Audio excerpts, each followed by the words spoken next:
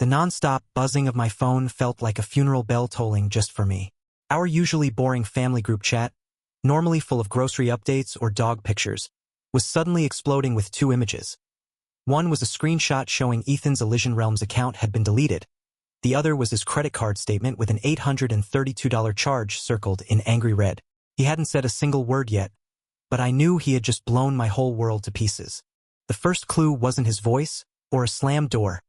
It was the silence that filled our apartment, and not the heavy silence you get after a fight, where you can still sense anger simmering under the surface with the possibility of patching things up later. No, this was something colder. It felt sterile, empty, like the familiar background noise of our life together had been completely erased. From my place on the couch, every single sound drifting out of the bedroom felt magnified. The sharp zip of a suitcase closing sounded like a scalpel slicing open a wound. The dull thump of his polished dress shoes landing in a box. The careful folding and stacking of his shirts, each one tucked away with deliberate precision. What I heard wasn't just packing. It was the sound of our life being dismantled piece by piece, cleanly and without hesitation. Meanwhile, my phone sat face up on the coffee table, buzzing in frantic little bursts. The screen was lit up with a storm of notifications, the group chat scrolling faster than I could read. My mom's message screamed, "Lena, call me right now. What have you done?" My sister Tessa didn't bother with subtlety. "Have you completely lost your goddamn mind?" And all I could think was, just a few hours ago this was supposed to be a game. My game. I'd set it up like some twisted little test, expecting fireworks. I wanted Ethan to react, to lose control, to prove I was the center of his world. I wanted him desperate, messy, clawing to hold on to me. But instead of erupting, Ethan stayed calm, eerily calm. He didn't fight or scream. He simply started dismantling everything, and the first thing he destroyed was the safety net of people who would have taken my side. In one quiet move, he left me completely stranded in the fallout. On the outside, Ethan and I looked like the picture-perfect couple. For 3 years we'd curated a life that appeared effortless. A tasteful apartment, walls lined with photos from our trip to Tuscany, the kind of Instagram-worthy existence people envied. He was the steady, kind software engineer, the dependable anchor. I was the lively PR consultant, the social spark, the one who could glide through a party making everyone laugh. Friends would sigh and tell me, "You're so lucky, Lena. Ethan's a real catch." And for the most part, I believed them. At least, I wanted to believe them. But behind the polished facade, a crack had started spreading. And that crack had a name. Elysian Realms. His game. His sprawling, complicated online universe. The place where every spare minute of his attention seemed to go. To me, it wasn't just a hobby. It was an intruder, a threat to the sophisticated, grown-up life I wanted us to have. I despised it. I hated the relentless clatter of his mechanical keyboard, the sound that meant he had checked out, vanished into a world of dragons and quests. I hated when he bailed on plans because of a raid, something he spoke about with the same seriousness as a quarterly business review. He tried to explain it once, his eyes lighting up as he talked about strategy, teamwork, and the friendships he'd built inside that digital world. But to me, it all sounded like gibberish, terms like aggro, DPS, loot drops. Nonsense designed to make me feel excluded. It was the one corner of his life where I had no control, and that powerlessness curdled into resentment. That resentment grew into something uglier. A quiet, persistent urge to reassert control, to prove I held the real power in our relationship. The feeling solidified one night a few weeks back. He'd promised to help me prep for a huge client presentation, but then a sudden, can't-miss event in Elysian Realms swallowed up his evening. He was genuinely sorry afterward, but the sting of being pushed aside for a game stung deep. That night, fuming and restless, I scrolled a luxury beauty site. I landed on a sleek Parisian skincare line, the kind of minimalist bottles that whispered promises of transformation. The cart totaled $832. Obscene, indulgent, perfect. My finger hovered, then I autofilled his credit card info and hit purchase. My reasoning was pure mental gymnastics. He throws his time and passion into that make-believe world? Fine. Then I'll take something tangible, something real, something that maintains the image of the polished couple he benefits from. In my mind, it was balance, correction, a deserved reward. And when those expensive bottles arrived and I tucked them neatly in my vanity drawer, they didn't just feel like skincare. They felt like a trophy. A victory in a silent war he didn't even know he was fighting. A bomb quietly ticking. The seed of the bigger idea was planted by a friend. We were out for drinks, me ranting, like always, about Ethan's gaming obsession. "It's like I'm competing with a digital mistress," I groaned, spinning the ice cubes in my gin and tonic. Nora, tipsy and half listening, just laughed. "You're ridiculous, Lena. If it bugs you that much, delete his account. Then you'll find out who he really loves. Some elf character or you." She was joking, clearly, just a throwaway quip. But my mind latched onto it like gospel. To me, it wasn't a joke. It was a solution. That thought took hold like a dangerous little thrill. A test, I told myself. Not something cruel, but a way to finally know where I stood in his world. I wanted to see panic in his eyes. I wanted to see him crumble without his precious game and realize I was the only one who could fill that void. The fantasy was intoxicating, like a hit of adrenaline. The perfect chance came on a Tuesday. Ethan had a work dinner, one of those mandatory team bonding things. As soon as the door shut behind him, I felt a jolt of reckless energy, like I was on a secret mission. I walked into his study, the room that always smelled faintly of him and those overpriced coffee beans he bought. His computer sat sleeping, one little light pulsing. I woke it up. His password was exactly what I expected. My name and our anniversary. The irony nearly made me laugh. Click by click, I navigated to the game site. My heart raced, guilty and giddy all at once. Logging in was easy. There it was, his account. Thousands of hours logged. A character so advanced I couldn't even understand the numbers. A digital armory bursting with glowing weapons and ornate armor. Things he'd once told me had real-world value. For one brief second, I faltered. This wasn't just a silly game, it was years of work. A piece of him. But then I thought about every night he'd vanished into that screen, headset on, leaving me alone while he fought pixelated battles. My hesitation hardened into resolve. This wasn't about the game. It was about me winning back control. I clicked account management, then delete account. A final warning flashed. This action is permanent. Cannot be undone. I took a screenshot, a souvenir, proof of my victory. And then I pressed confirm. Ethan came home around 10, relaxed and smiling, smelling faintly of steak and red wine. He tossed his keys into the ceramic bowl by the door with their usual clink. He bent down to kiss the top of my head as I pretended to be absorbed in a magazine I wasn't even reading. "Hey you. Long dinner," Ethan said as he loosened his tie, his voice casual, almost cheerful. "How was your night?" "Quiet," I replied, layering my tone with an easy indifference I didn't actually feel. Inside, though, my chest was pounding like a bass drum. This was the moment I'd been waiting for. The stage lights were up, and I was both the playwright and the star of this twisted little play. He slipped into his normal routine, the one I could predict down to the second. Traded his suit for a soft t-shirt and sweats, poured himself a glass of water, then disappeared into the study. My breath caught. Showtime. I sat there, straining to hear past the roar of my own heartbeat. I could picture it so clearly. The click of the mouse, a confused pause, then his outraged voice shattering the quiet. I imagined him storming out, face twisted in fury, demanding to know how this could happen. And I'd be ready with my lines, perfectly rehearsed. "What's wrong, honey?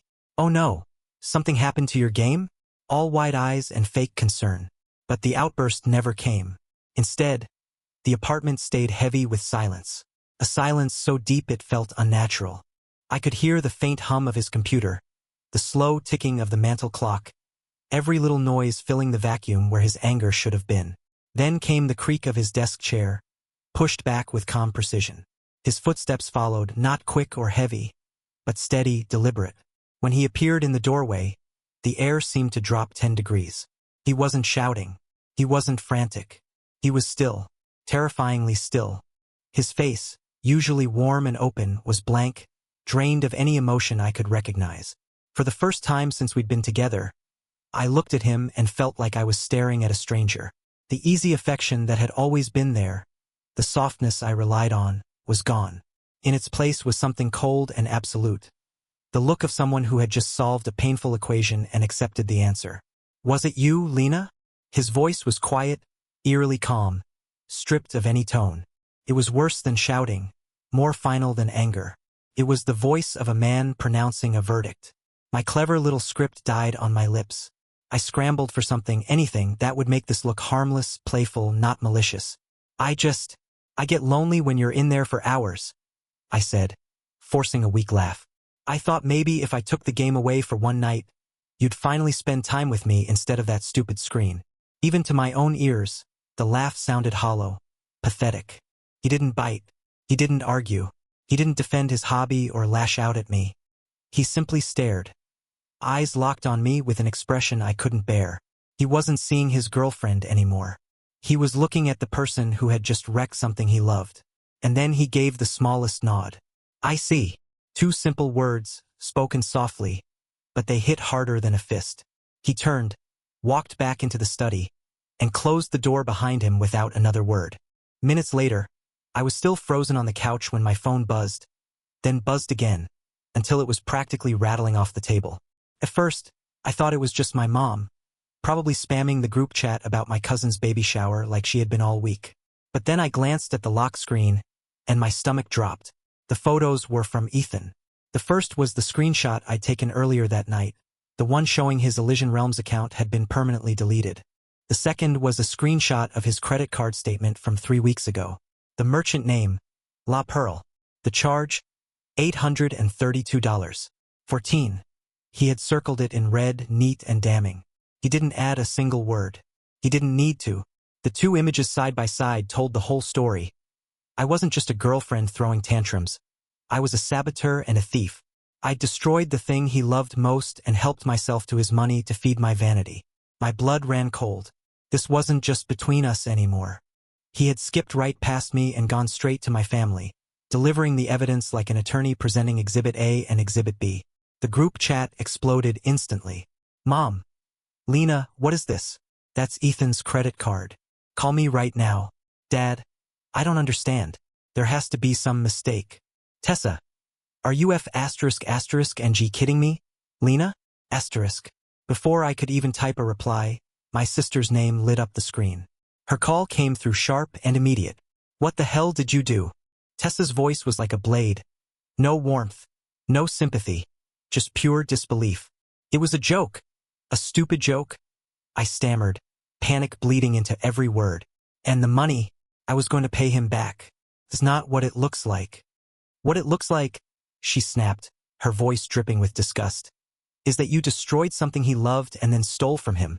Do you have any idea how much time he put into that game? He told me once it was like restoring a vintage car, years of effort, and you just smashed it to pieces. And then you went shopping with his card? For what? Skincare? Her words hit harder than Ethan's silence. I tried to defend myself, babbling about how ignored I felt, how lonely, how the skincare purchase was just a moment of weakness. But now, hearing it out loud, all of it sounded flimsy. Childish excuses from a spoiled kid who couldn't handle not being the center of attention. I typed into the family chat in desperation. It was a test. He ignores me for that game. I was going to pay him back. But my words were drowned beneath the weight of those screenshots. The evidence spoke louder than any explanation I could give. In that moment, I realized Ethan hadn't just revealed what I did. He had stripped me bare in front of the people whose approval I wanted most. In one move, he had cast me as the villain in my own family's story, and all he had to do was show them the truth. While I scrambled to defend myself on the phone, I heard the study door open. Ethan stepped out, not looking angry or broken, but calm, collected, as if he were finishing a business deal. His laptop bag was slung over his shoulder, a small duffel in his hand, the one we used for weekend trips. He had already packed. In the half hour I'd been glued to my phone, trying to put out digital fires. He had been quietly removing himself from our life. He didn't even glance at me as he walked past. He just set his apartment key down on the coffee table. The sharp metallic clink echoed through the room like the sound of a final judgment. Ethan, wait! I called out, cutting off the call with Tessa. My throat was so dry the words barely came out. I stumbled up from the couch, legs shaky, and reached for his arm. We can work this out, please. I'm sorry. I messed up. I really, truly messed up. He froze, but didn't bother turning all the way toward me. His eyes dropped to my hand gripping his sleeve, and the look on his face was like he was studying some odd little insect he'd rather not touch. When he finally raised his eyes to mine, the last bit of hope inside me just burned out. It wasn't anger. It wasn't hate. It was worse, it was nothing at all. For 3 years, this man had looked at me like I was his whole world. Now I was staring into the eyes of a stranger who didn't see me anymore. There was no fight left, nothing to argue over. He'd been gone from me long before this moment. Mentally, maybe even weeks ago. My stupid little test had just sealed the deal for him. He didn't have to speak. He didn't need to tell me it was finished. His silence and that hollow look said everything. He'd made his choice, and there was no undoing it. He slid my hand off his arm, picked up his bags, and walked toward the door. He didn't slam it or storm out. He closed it gently, the soft click of the latch carrying the same weight as a slammed door, and the quiet finality of the key he'd left on the table. The days after, he vanished completely. My calls went straight to voicemail. My texts never went through. On social media, it was like I never existed. He'd erased me. Even my family, who'd always had my back, now kept their distance. My dad, the kind of man who only speaks when there's something worth saying, finally called. His voice wasn't raised, but it carried this heavy, bone-deep disappointment. "Lena," he said, and hearing my name like that felt like a verdict. It was never about the game, or the money. It was about trust. And you burned that trust down just to see what would happen. Months rolled by. The wild panic that had taken me over at first gave way to a dull, constant ache. The apartment, once our place full of plans and warmth, turned into a tomb. Every bare space, the missing books from the shelf, the empty spot on the counter where his things used to be, was like a finger pointing straight at me.